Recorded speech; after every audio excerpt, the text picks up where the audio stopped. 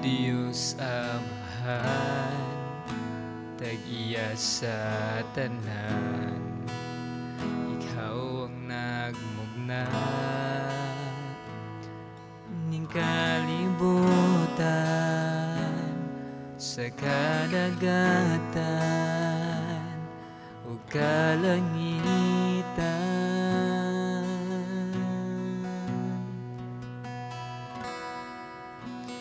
O Diyos Amahan, tag-iya sa tanan, Ikaw ang nagmugna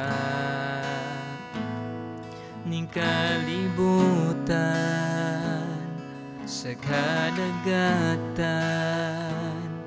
ug kalangitan.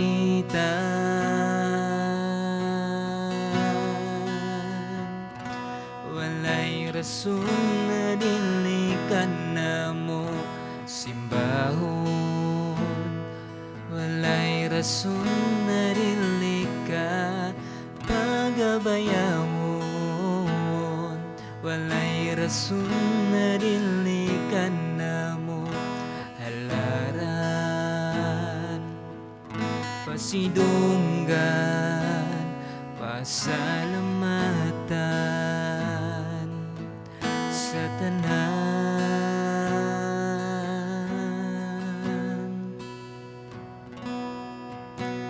Diyos ni Abraham, Diyos ni Jacob, Diyos ni Isaac, o Diyos ka namo, imong katawhan nga niluwas.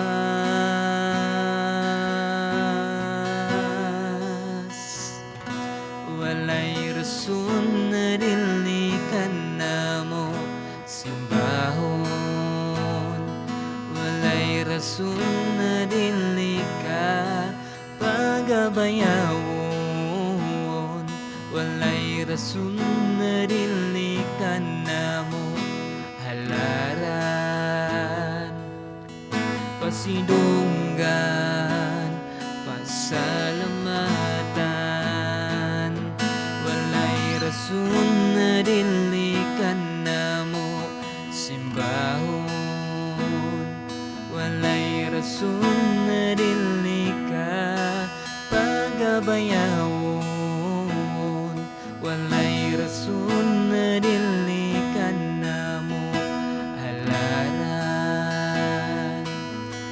pasidunggan, pasalamatan, pasidunggan, pasalamatan, pasidunggan, pasalamatan sa tanan.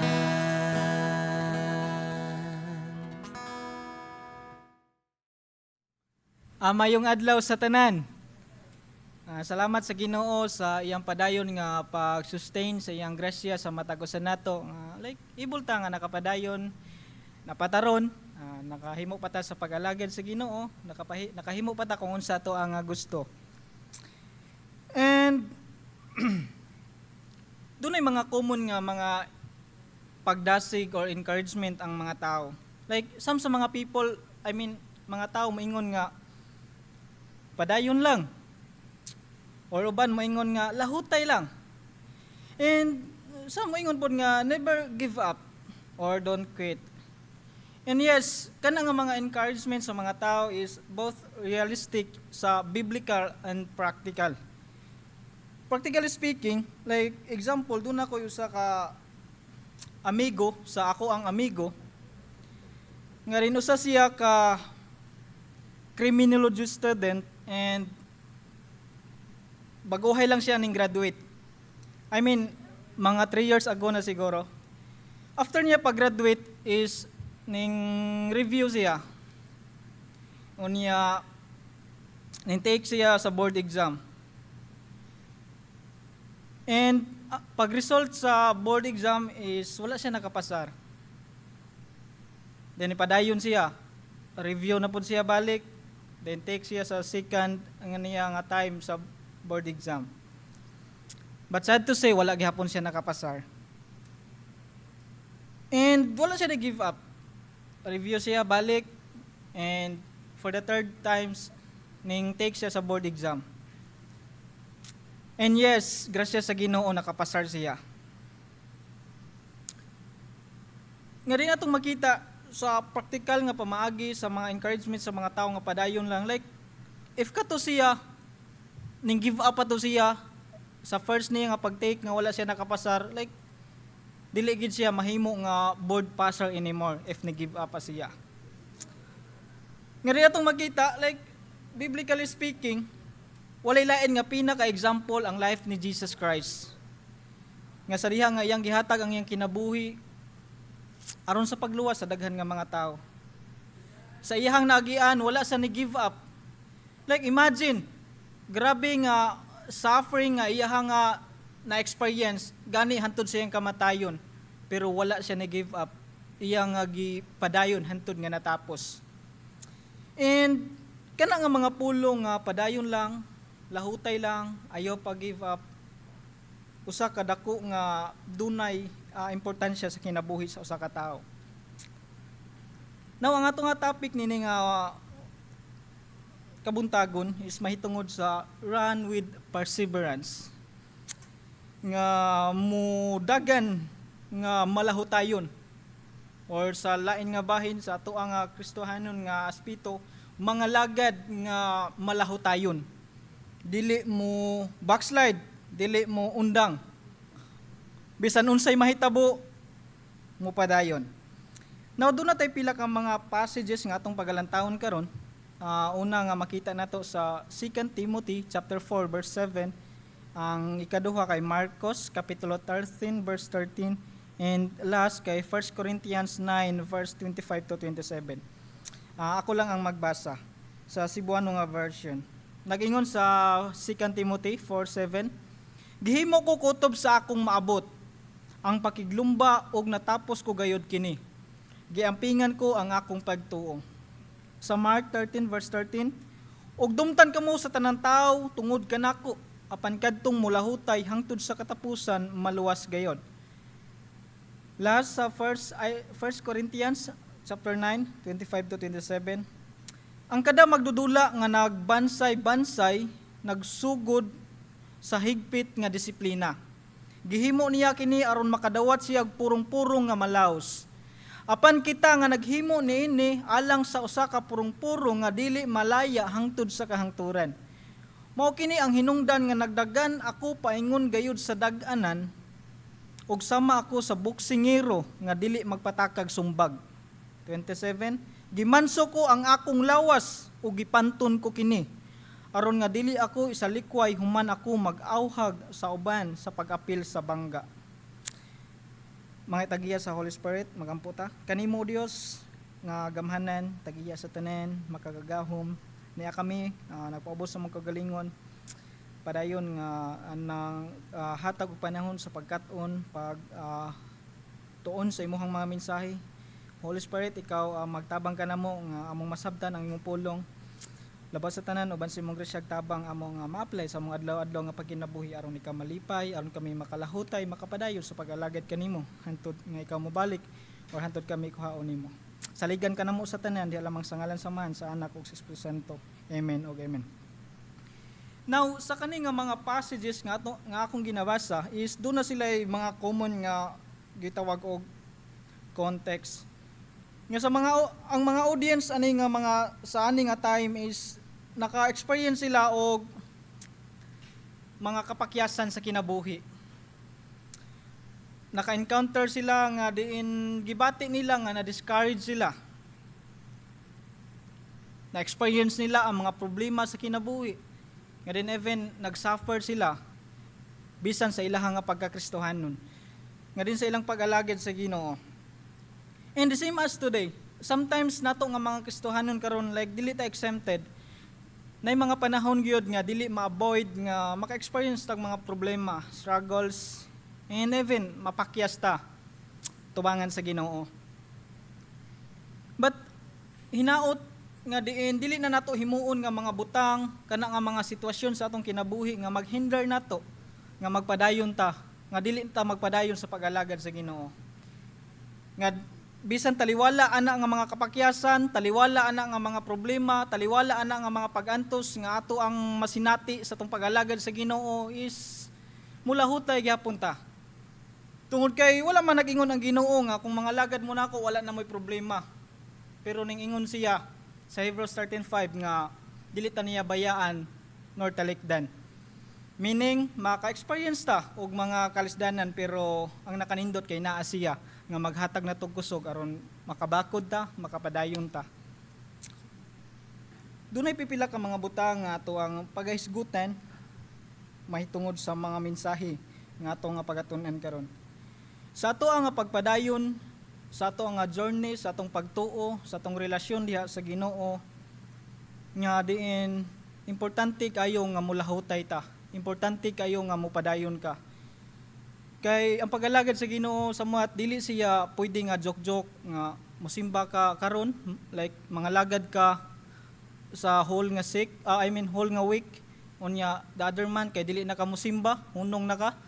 Nya if fail na po nimo nga ganahan ka mga lagad mosimba na po ganaw, dili ingon ana ang pag-alagad sa Ginoo. Ang gusto sa Ginoo nga consistent ta, matinud-anon ta nga magserbisyo sa iya. As we run with perseverance, first nga point nga tong makita, we have to discipline ourselves. Kinahanglan natong disiplinahon ang atong kaugalingon. Sa 1 Corinthians 9:25a o sa 27 nag-ingon nga ang kada magdudula nga nagbansay-bansay nagsunod sa higpit nga disiplina. Sa 27 gimanso ko ang akong lawas ug gipanton ko kini. Now sa kinabuhi, especially sa kinabuhi ni Apostol Paul nga diin sa iya nga pag-alagad sa Ginoo like iya nga gisubay or iya nga gipanton ang iyang kaugalingon. Now nato nga mga Kristohanon natay kuan kanang ultimate nga guidelines nga atong i-follow, which is ang pulong sa Ginoo. Sa pulong sa Ginoo na natanan, kumpleto na unsa ang dapat natong sundon, mga guidelines, mga instructions nga dapat natong i-follow while nagpadayon ta or naglahutay ta sa pag-alagad sa Ginoo. Nga din nato nga mga Kristohanon, tungod kay given na diha sa Bible ang tanan nga mga guidelines nga dapat natong sundon, all we have to do is tagaag time sa pagbasa. Maminaw. And muas sa help sa Ginoo. Nga sa atong pag-strive sa pag-apply sa pulong sa Ginoo. Hinay-hinay. Importante kayo ang disiplina sa ato ang Kristohanon nga journey. Kay like kabalo ta nga balaan ang atong Ginoo. And tungod kay balaan ang atong Ginoo, kinahanglan kita nga iyang mga katawhan magkinabuhi usab nga balaan. Without sa disiplina, like kung ang ato ang pag-alagad sa Ginoo bisan asa ra, walay goal, walay purpose, like kung unsa ra ang atong gusto, dili maminaw kung unsa ang gisulti sa pulong sa Ginoo, walay paki kung unsa ang naa sa pulong sa Ginoo. Evaluate imong kaugalingon if tinuod ba ka nga nag-alagad sa balaan nga Ginoo. Nga din sa mao nga mensahe sa pulong sa Ginoo, nagsulti nga sa ato ang pag-alagad sa Ginoo. Nga din aron kita makalahutay part sa ato ang pagpadayon sa pag-alagad sa Ginoo nga ang ato ang pagkinabuhi align sa iya nga kabubuton. Subay dili sa ato ang kaugalingon kundi para sa iyang kahimayaan. Ikaduha na to nga makita, we have to be careful sa atong identity as God's people. Sa 1 Corinthians 9:26 nagingon, mao kini ang hinungdan nga nagdagan ako paingon gayud sa dag-anan. Ug sama ako sa boksingero nga dili magpatakag sumbag. Like imagine sa gi-example sa pulong sa Ginoo nga dili sama sa usa ka boksingero. Like familiar kay ta sa kanang mga boksingero nga before sila nga mo kuan sa pakigsangka is grabe ang ilahang pag-train. Grabe ilahang disiplina sa ilahang kaugalingon. Grabe ilahang mga exercise nga ginabuhat para mahimo silang ready sa panahon sa ilang pakigsangka. Kay dili pwede nga mulargo ra og ang usa ka boksingero mulargo ra gadto sa kuan fighting area. Nya largo ra walay training, walay exercise. So dali kay mahutdag hangin or kumbaga pataka lag sukmag. So walay goal sa iyang nga kinabuhi. And grelit sa ato nga pag-alagad sa Ginoo. Kita nga mga Kristohanon nagdala ta sa ngalan sa Ginoo. Kita nga mga Kristohanon nagreflect ta sa karakter sa Ginoo. Kita nga mga katauhan sa Ginoo, ang ato ang aim, ang ato ang purpose is ang pag-glorify sa Ginoo hangtod sa katapusan nato nga gininhawa. And to let other people nga makakita sa Ginoo pinaagi sa atong kinabuhi, sa ato ang pagpanulti, even sa atong mga actions. Nga importante kayo. Kay lain sa kayo kung nang ang imong mo angkon ka sa imong identity nga anak ka sa Ginoo, pero ang imong pagkinabuhi, ang imong mga sinultihan kay contradict kung unsa ang gisulti sa pulong sa Ginoo. Moingon ka nga alagad ka sa Ginoo, pero bisan asa nga mga kalihukan sa kalibutan nga against sa kabubuton sa Ginoo, tuwa ka didto. Muna nga kinahanglan nato nga evaluate ang atong matag usa ka kaugalingon. Kumusta ang atong pag-alagad sa Ginoo? Kumusta ang atong pagpadayon sa pag-alagad sa Ginoo? Kumusta ang atong pagkinabuhi? Align pa ba sa kabubuton sa Ginoo? Nahimaya pa ba ang Ginoo sa atong mga ginabuhat? Nalipay pa ba ang Ginoo sa atong mga pagpanulti? Nahimo ba tang blessing sa uban nga mga tao or nahimo tang stumbling block? Importante kayo sa atong kinabuhi nato nga mga Kristohanon. Kay daghan sa mga tao ang nagtan-aw sa atoa. Daghan sa mga tao ang nag-look forward sa atoa.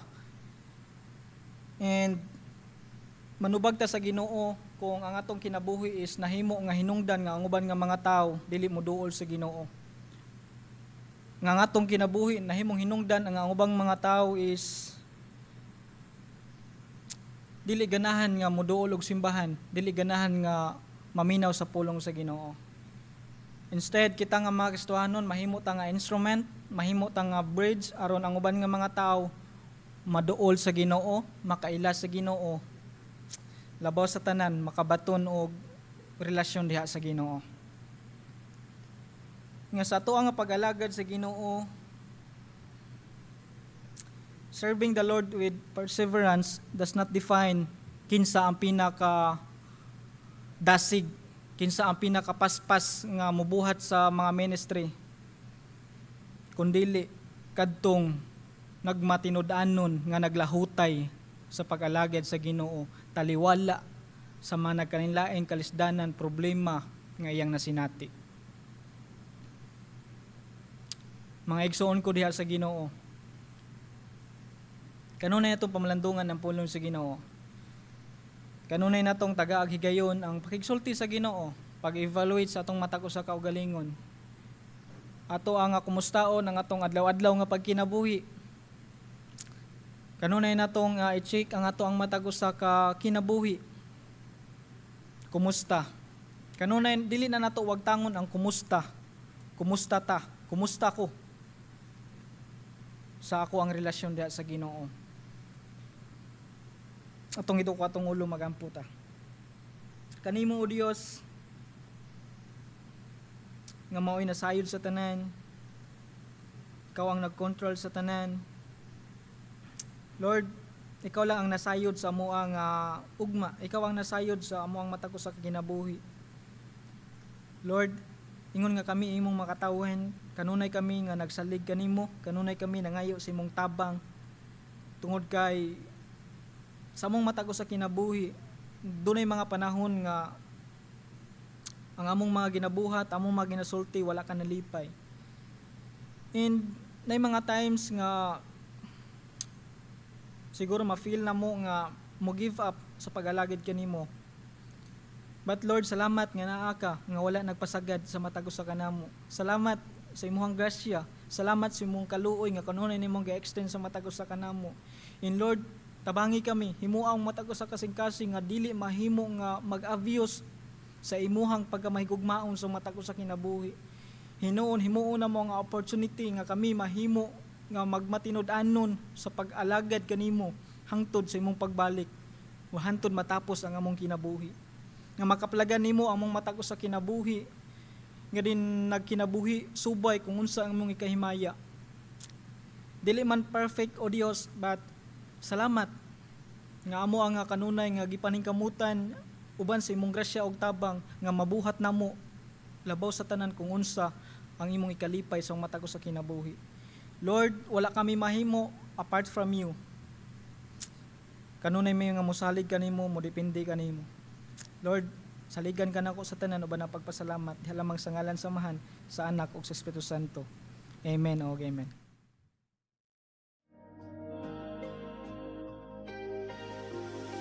We invite everyone to be a part of our regular Bible study groups. Speak with our pastors or church leaders to learn how you can get connected. Come and join us for prayer meeting on June 26th at 8 p.m. A special time of prayer, worship, and seeking God's presence together. Ladies, we invite you to our Women's Bible Study on the 2nd and 3rd Saturdays of June from 10 a.m. to 11:30 a.m. Come and study God's Word, encourage one another, and grow together in faith and fellowship. Don't miss our Adult Sunday School every third Sunday of the month from 1 p.m. to 2:30 p.m. Our topic for 2026 is Christian Ethics, led by Reverend Daniel Wong. Lunch contribution is 100 pesos. Please register before June 21st.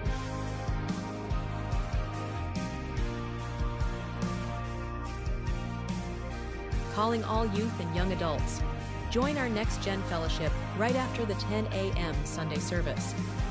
This is a place where you can connect with friends, grow in your faith, and walk together as the next generation of believers. Let us continue to honor God through our faithful giving. Tithes and offerings may be placed in the offering box located at the back. Don't forget to follow our Facebook page to stay updated on church events, announcements, and upcoming activities.